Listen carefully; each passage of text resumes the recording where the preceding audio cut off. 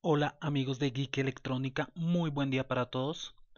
El día de hoy les voy a explicar cómo vamos a hacer el análisis de un circuito electrónico utilizando solamente las leyes de Ohm y de Kirchhoff. Este método es práctico para cuando se está iniciando en el análisis de circuitos y todavía no se conocen otros métodos como mallas o nodos que vamos a ver más adelante. Y además, aunque sea un poco largo, pues nos sirve para afianzar más los conocimientos tanto de la ley de Ohm como de las leyes de Kirchhoff. Entonces, lo que vamos a hacer es solucionar este circuito que tenemos aquí de ejemplo. Es un circuito con una fuente de 12 voltios y tiene 7 resistencias. Y lo que vamos a hacer es hallar los voltajes y las corrientes de cada una de esas 7 resistencias. Lo primero que vamos a hacer es hallar la resistencia total de este circuito. Para con esta resistencia total, por medio de la ley de Ohm, hallar la corriente total que va a circular por nuestro circuito. Entonces, lo que vamos a empezar a hacer es a reducir el circuito hasta que lleguemos a una sola resistencia total. Comenzamos por R6 y R7, que como podemos ver están en paralelo, y para reducir dos resistencias en paralelo podemos utilizar el método que sería que una resistencia equivalente 1 es igual al producto de R6 por R7 sobre R6 más R7. Así ya tendríamos una resistencia equivalente 1 que sería el equivalente a estas dos resistencias que están en paralelo. Por lo tanto, resistencia equivalente 1 igual a 470 por 330 sobre 470 más 330. Eso nos da como resultado que tenemos una resistencia equivalente de 193.875 ohmios. O sea que estas dos ya se convierten en una sola resistencia de ese valor. Siguiente paso, vamos a reducir estas dos a una sola.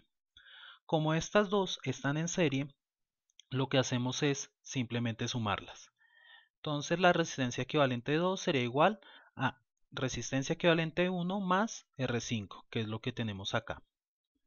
Eso nos da como resultado que nuestra resistencia equivalente 2 es igual a 4893.875 ohmios. Con eso, estas dos ya se nos convierten en una sola resistencia equivalente. Seguimos el proceso. Estas dos de acá están en paralelo. Volvemos a repetir el primer paso que hicimos. Entonces tendríamos una resistencia equivalente 3, que sería el producto de la resistencia equivalente 2 por R3 sobre la suma de la resistencia equivalente 2 más R3, que es lo que tenemos acá. Y eso nos da una resistencia equivalente 3 de 210.535 ohmios. Con eso, estas dos resistencias ya se nos están convirtiendo en una sola resistencia que hace la R equivalente 3 de este valor, así como nos aparece en este circuito. Por último, ya tenemos estas cuatro resistencias acá. Como pueden ver, es un circuito serie y ya podemos hallar la resistencia total del circuito. Como vimos anteriormente, las resistencias en serie se suman. Entonces, resistencia total igual a la resistencia equivalente 3 más R1 más R2 más R4, que es esta operación que tenemos acá. Y la resistencia total nos da 1546.135 ohmios. Así que estaríamos llegando a este circuito equivalente. Una fuente de voltaje de 12 voltios con una resistencia de 1546.135 ohmios. Con esto, ya por medio de ley de Ohm, podemos hallar la corriente total que va a circular por nuestro circuito.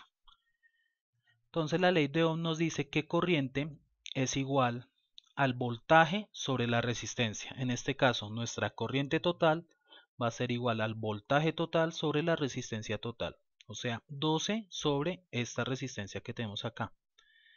Y esa corriente total nos da un valor de 7.761 miliamperios.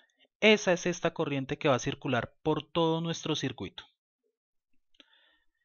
Ahora que ya tenemos la resistencia total y la corriente total de nuestro circuito, sí podemos empezar a hallar los valores de cada una de las resistencias, tanto de voltajes como de corrientes. Entonces comencemos por decir que tanto para R1, R2 y R4, la corriente que circula por esas tres resistencias es nuestra misma corriente total. O sea, por esas tres resistencias va a circular una corriente de 7.761 miliamperios. Ahora, para el voltaje en R1 aplicamos ley de Ohm. Entonces, la ley de Ohm nos diría que la corriente que circula por esa resistencia, que como ya vimos es la corriente total, por la resistencia nos va a dar el valor del voltaje. Entonces, voltaje en R1 va a ser igual a 7.761 miliamperios. Recuerden que este mili lo que nos representa es un por 10 a la menos 3.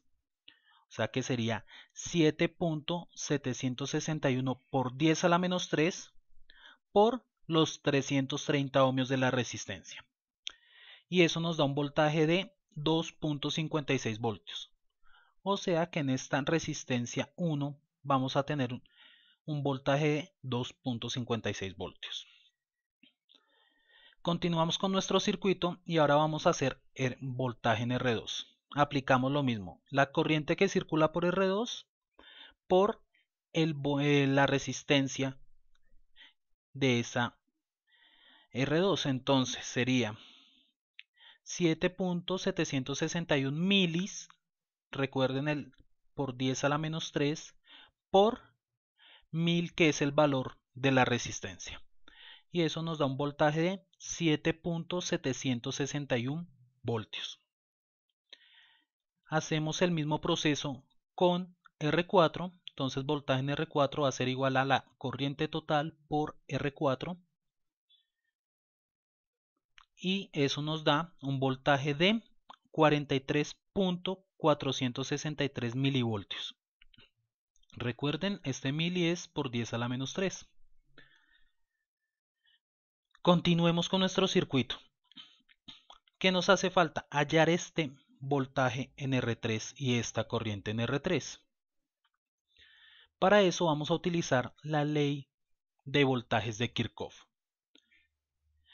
Ya tenemos el voltaje total, el voltaje en R1, el voltaje en R2, el voltaje en R4 y nos hace falta hallar nuestro voltaje en R3, que aplicando la ley de voltajes de Kirchhoff, que nos decía que en un lazo cerrado la suma de la caída de voltajes, donde van a ser todos estos, el voltaje en R1, R2, R3 y R4, la suma de esas caídas de voltajes debe ser igual al voltaje administrado por una fuente. O sea que el voltaje total debe ser igual a voltaje en R1 más voltaje en R2 más voltaje en R3 más voltaje en R4. Como necesitamos el voltaje en R3, lo que hacemos es despejar. Entonces voltaje en R3 igual al voltaje total menos voltaje en R1 menos voltaje en R2 menos voltaje en R4. Con lo que tenemos la siguiente operación y nuestro voltaje en R3 por lo tanto serían 1.635 voltios. Entonces ya hallamos los voltajes de estas cuatro resistencias y nos haría falta hallar la corriente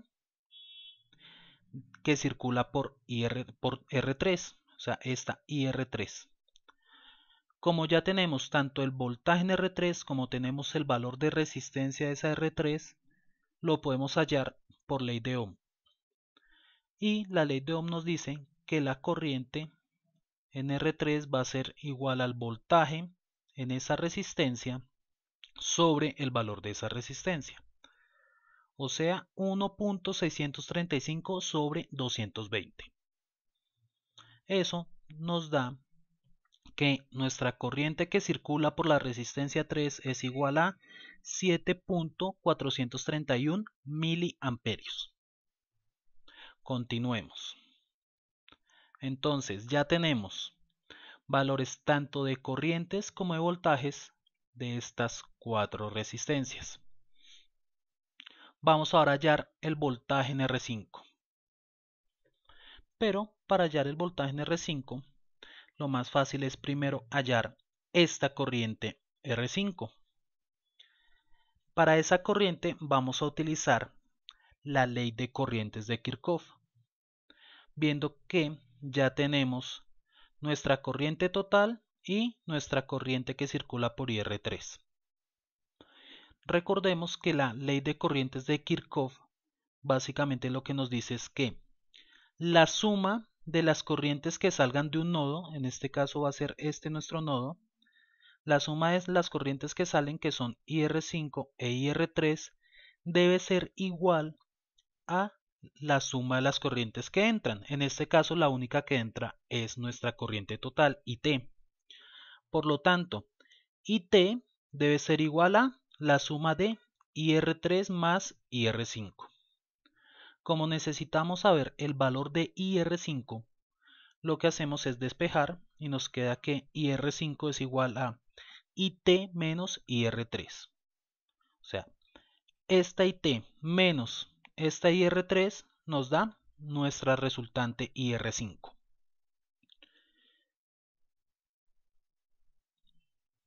Lo cual nos da un valor de 330 microamperios. Ya teniendo ese valor de corriente de IR5, aplicando ley de Ohm podemos hallar el voltaje en R5. Voltaje por la ley de Ohm nos dice que es la corriente, en este caso corriente por IR5, por el valor de mi resistencia R5. Por lo tanto va a ser los 330 microamperios. Recuerden que ese micro entonces nos representa por 10 a la menos 6 por 4700 ohmios, lo cual nos da un valor de voltaje de 1.551 voltios. Este 1.551 voltios es el voltaje de nuestra resistencia R5. Continuemos desarrollando nuestro circuito. Ya tenemos valores tanto de voltajes como de resistencias de estas voltajes como corrientes de estas 5 resistencias. Proseguiremos entonces a hallar el voltaje en BR6, el voltaje en R6, a partir de el voltaje en R3 y el voltaje en R5. De nuevo aplicamos ley de voltajes de Kirchhoff. ¿Cómo lo haríamos en este caso? A este lazo, quien le está suministrando la tensión es BR3. Por lo tanto, el voltaje de acá va a ser BR3 menos BR5. O sea, el voltaje en R6 va a ser el voltaje en R3 menos el voltaje que se queda aquí en esta resistencia 5. Lo cual nos da que tenemos un voltaje en R6 de 84 milivoltios. Y por último, voltaje en R7, ya que está en paralelo con R6, habíamos dicho anteriormente en otra publicación del blog que una de las características de los circuitos paralelos es que los voltajes son iguales. Por lo tanto, como estas dos resistencias están en paralelo, el voltaje en R6 va a ser igual al voltaje en R7. Por lo tanto, voltaje en R7 es igual a 84 milivoltios también. Nos hace falta ahora hallar las corrientes que circulan por esas dos resistencias. Comencemos con la corriente que circula por IR6, que lo vamos a hallar por ley de Ohm. Tenemos que IR6 entonces sería a voltaje en R6 sobre el valor de resistencia de R6. O sea, 84 por 10 a la menos 3 sobre 470. Eso nos da una corriente de 178 microamperios. Para hallar la corriente en R7, podemos seguir el mismo procedimiento, hacer voltaje en R7 sobre R7, o podríamos aplicar la ley de corrientes de Kirchhoff y decir que IR7 es igual a IR5 menos IR6. Nosotros vamos a utilizar la ley de Ohm. Entonces IR7 es igual a voltaje en R7 sobre R7. O sea, 84 por 10 a la menos 3 sobre 330 ohmios.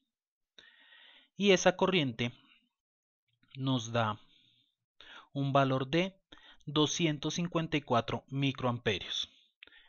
Y con esto ya habríamos terminado de solucionar todo nuestro circuito. Ya habríamos hecho el análisis de todo nuestro circuito. Habríamos hallado todas las corrientes, todos los voltajes de cada una de las resistencias. Hallamos la resistencia total del circuito. Y habríamos acabado utilizando solamente leyes de Ohm y de Kirchhoff. Como se pudieron dar cuenta, tal vez sí es un poco extenso el procedimiento, pero para cuando se está comenzando en el análisis de circuitos, puede ser una buena forma de hacerlo. Además, como les decía, soluciona o ayuda a afianzar los temas de ley de Ohm y de leyes de Kirchhoff. Y listo, entonces ya acabamos. Solo quiero hacer una aclaración final. Si ustedes simulan este circuito o lo montan en un circuito físico, en un protoboard, puede que estos últimos valores que tenemos acá los midan y les den un poco diferentes. ¿Por qué pasa eso?